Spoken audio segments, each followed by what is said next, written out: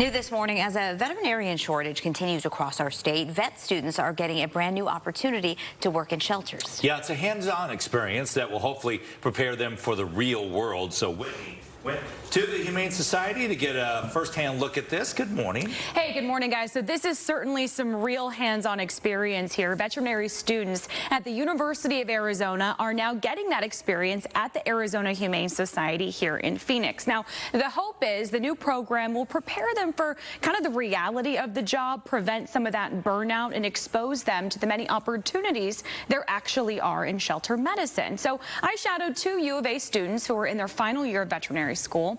They work in rotations, spending up to 40 hours a week at the shelter, doing everything from spaying and neutering pets to checking in on foster animals and helping out in the Second Chance Animal Trauma Hospital. That is a very busy place. There were at least 3 animals in there when we were there yesterday, and the hospital sees about 11,000 pets every year for some form of treatment. The students are learning that shelter medicine is much different than maybe a traditional veterinary practice. You're meeting animals that don't have owners. They may have been neglected. They may be strays.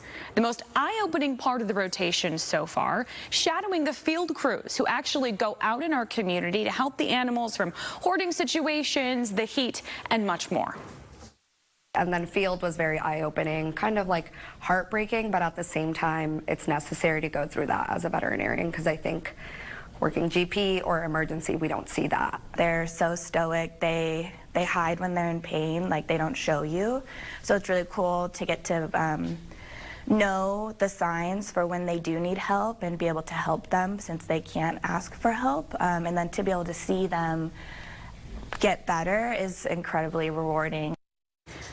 So as we have talked about this vet shortage, one of the main prohibitors can be the cost of veterinary school. It can be a huge challenge and expensive. Recently, a bill was passed in Arizona to create a special program in the state. So starting next year, it will reimburse up to $100,000 in student loans for veterinarians who work in the state for at least 4 years. Vets will also be required to work at a city, county, or nonprofit shelter for 2 years. So Scott and Olivia, meantime, they hope to have about students through the program in the next year. So we'll certainly check back. And if you have a cat, if you have a dog, you know just how important these vets play a role in our lives. Sure do. It's got to be a rewarding profession, too. Thanks, Whitney.